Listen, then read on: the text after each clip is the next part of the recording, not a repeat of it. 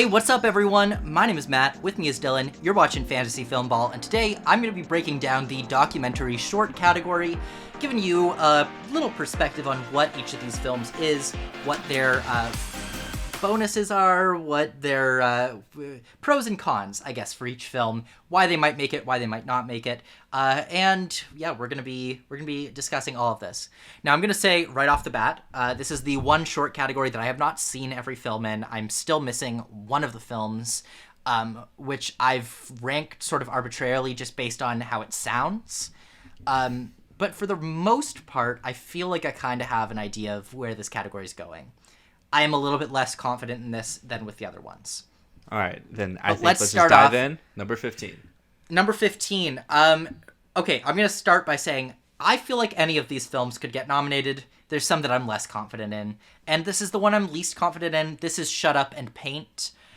This is a film about a black artist who is talking about how hard it is to be an artist of color when most of the people that can buy his works as a talented and very successful artist are upper-class, rich, white people.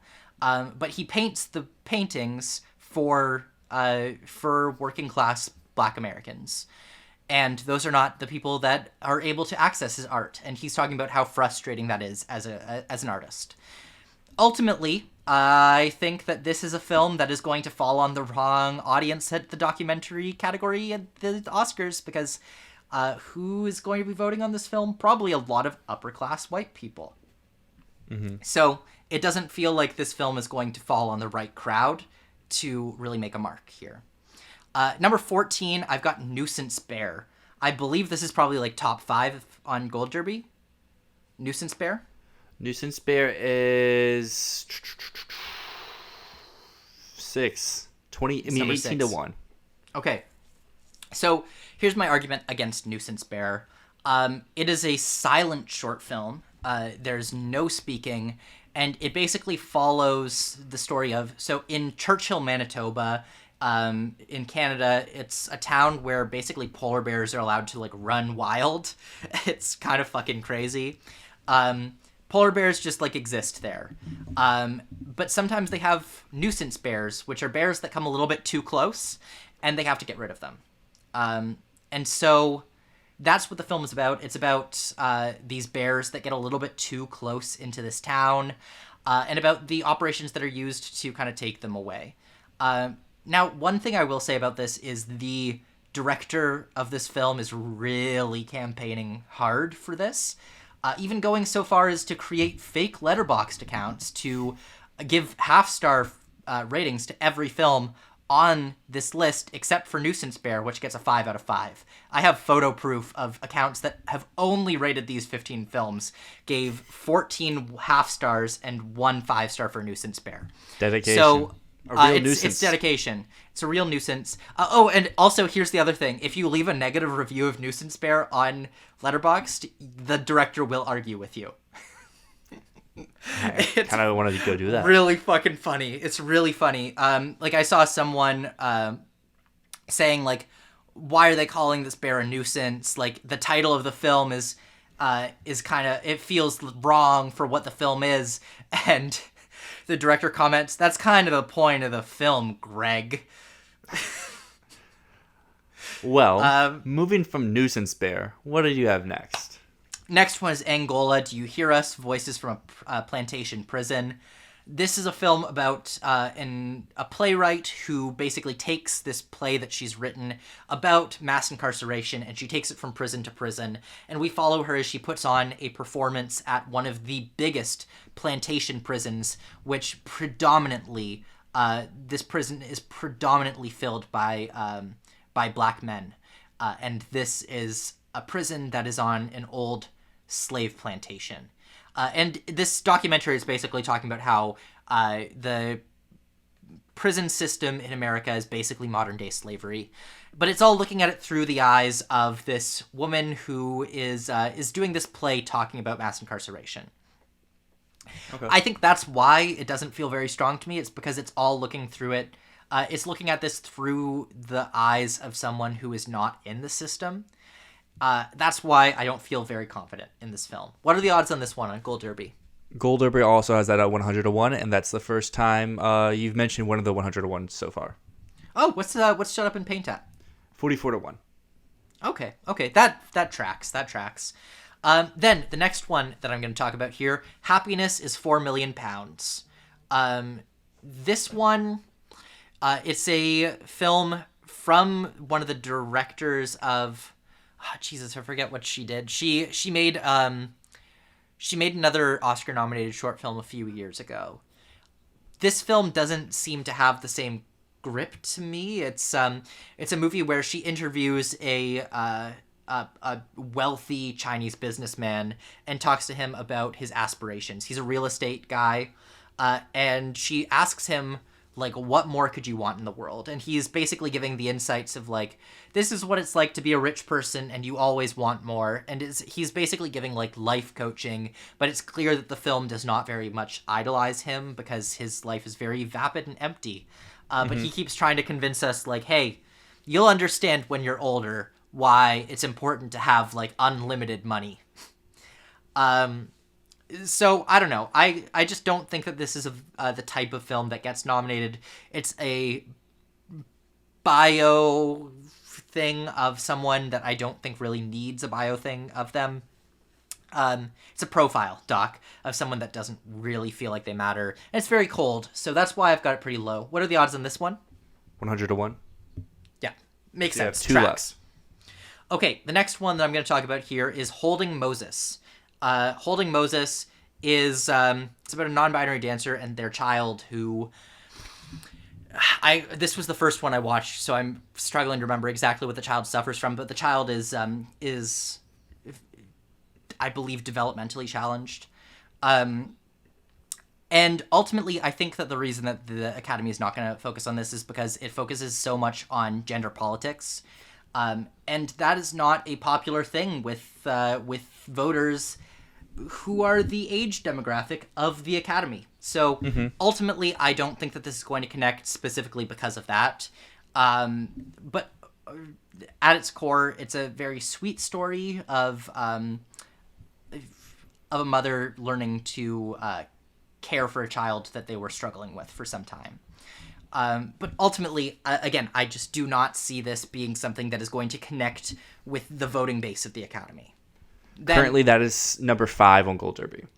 It makes sense. It does make sense why it would be. I had it very high up for a while, and then I kind of thought about the demographics of the Academy voting, and I was like, this just doesn't feel... It doesn't feel right for the Academy. So number 10, I've got The Martha Mitchell Effect. This is a Netflix movie. It's about the wife of the former Secretary of... I want to say Secretary of State or Head of Staff at the White House during Richard Nixon's time. And Martha Mitchell was basically, she was the wife of one of the highest up people in the Nixon administration, and she was one of the most vocal anti-Nixon people when Watergate broke. But basically everyone told her, hey, you're crazy, you're imagining things, none of the things that you're saying are true.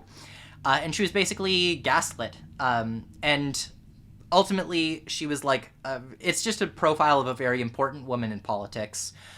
This type of movie doesn't feel like it gets nominated often, but it's possible. It's very possible that it could be. What are the odds on this one? It is 35 to 1. 35 to 1. That tracks. That makes sense. Okay, and I think that the next one I'm going to talk about is probably one of the 100 to 1s. And this is 38 at the Garden. Nope. No, really? 30 at the Garden is currently number 3 at 11 to 2. Okay, that feels biased because this is a sports documentary. It is a HBO documentary about Linsanity. It's about the crazy span of time where Jeremy Lin just went absolutely nuts on the court and went from being a nobody to being one of the faces of the NBA. And it specifically is talking about this through the lens of a bunch of different Asian Americans who were very inspired by this story of someone who, against all odds, against people telling him that he was nobody, was nothing, eventually becoming one of the most famous people in the world of sports. But it's a sports like show reel, I guess. It's a lot of talking heads. I really like this. It's one of my favorite films here. It would be one of my votes for a top 5, but it just doesn't feel to me like a nominee. I get that The Queen of Basketball won last year, but that was different. That was directed by Ben Proudfoot, who is a staple in this category, and it was about someone who had just passed away. Jeremy Lin is not going anywhere, but that said, the one thing this really has is it's topical and relevant with the whole idea of Stop Asian Hate right now. So that's what's going for it, but what's going against it is it's a very typical sports profile piece. All right, what's your next one? HAULOUT. Okay, 97-1. This one I go back and forth on. This is a very artistic film. It feels kind of like Nuisance Bear to me. But the thing with this one, it's about a scientist who basically is going up north to observe a gathering and a migration of walruses. And there's a lot of fantastic footage of these walruses just kind of fucking around and just being walruses. But it's a great nature documentary, and it says a lot about global warming and how it's impacting the habits of animals in their natural habitats.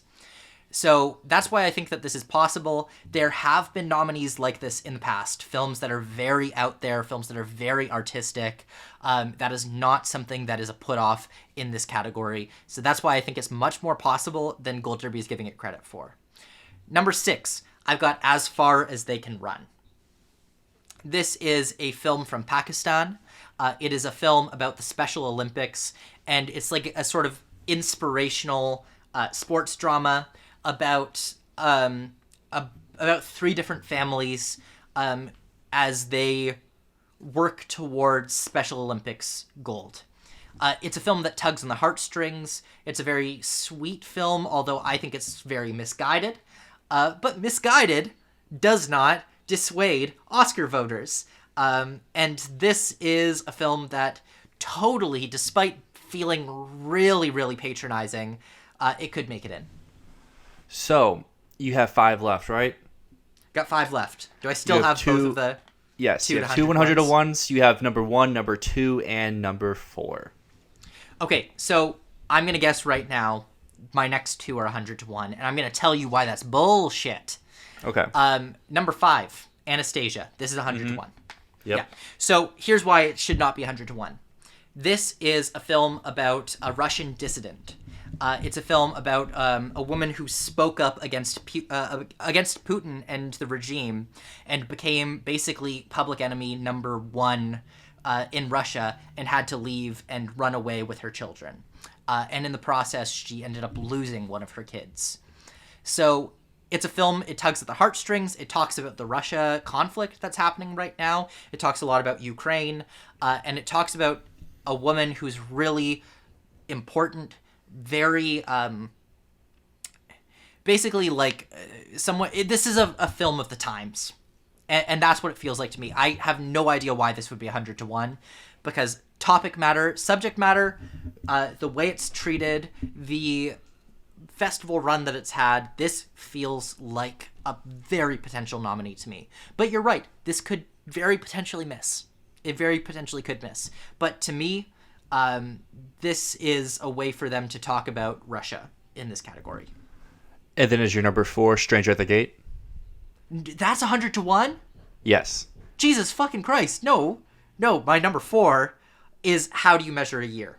This is a film from Jay Rosenblatt. Last year he was nominated for When We Were Bullies, and this film just feels like it's going to hit Academy members in the feels. Now, full disclosure, this is the one film I have not seen of all of the short films. I cannot figure out how to get this, but this is a film where essentially the director interviewed his daughter every single year from when she was 1 till when she was 17 on her birthday. And he asked her a bunch of different questions, and the questions stay the same every year, but her worldview changes. And so the film apparently is a very sweet, very moving story that shows the evolution of a person from age 1 all the way till age 17. as well as showing how her relationship with her father changes and the way that she looks at the world. It sounds like a nominee. It feels really strong for a nomination. It does. And this seems like one that's going to just tug at the heartstrings of any voter.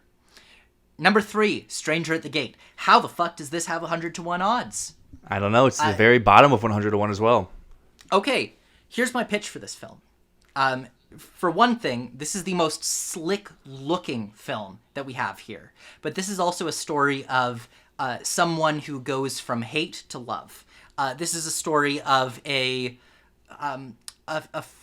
army veteran who comes back from I think he was in Iraq. He comes back from Iraq, and he holds this deep-seated hatred towards Muslim people. Mm-hmm. And after 9/11 happens, he starts to plan a way to rid the country of Muslims. And he goes so far as to planning how that he's going to go to his local mosque and he's going to plant a bomb and kill everyone there. And the story follows him. He talks about how he went there. He went to this place, and when he went to scout out the place to be like, where am I going to plant this? Someone welcomed him and spoke to him. And rather than going and planting the bomb there, he kept going back and finding that the people there were very willing to speak to him and bring him in. And this is ultimately the story of someone who was going to go on a killing spree, who ended up converting to Islam, and ended up opening his heart. And ultimately, this is a film where I watched it with my grandma, and she was like, oh my God, that was such an incredible story. And I think that a lot of voters are going to watch it and say the same thing. Now, ultimately, we can look at this and be like, that's a little problematic, to be like, hey, why don't we tell a story from the perspective of someone who is almost a mass killer, mm-hmm. right? But voters are not going to think that way. They're not going to think, wow, that's problematic. They're going to think, wow, what a touching story. What a touching story. That's probably where the 100-1 comes from. Yeah, the 100-1 comes from it being a New Yorker short that a lot of people have reacted very negatively to. Similarly to how in the live-action short category, the short that feels a little bit transphobic, that's the lowest one there. So ultimately, with this feels like a film that the Academy is going to react to. Like I said, it's very slickly produced. It feels like a lot of films that have been nominated, and it has a human interest story at its core that voters will respond to. But again, if it's 100-1, I think this is a great one to pick up at 100-1 odds because it feels like it has a great shot of being an upset. But at the same time, I could be wrong here. I could absolutely be wrong here. Then, number 2, I've got The Elephant Whisperers.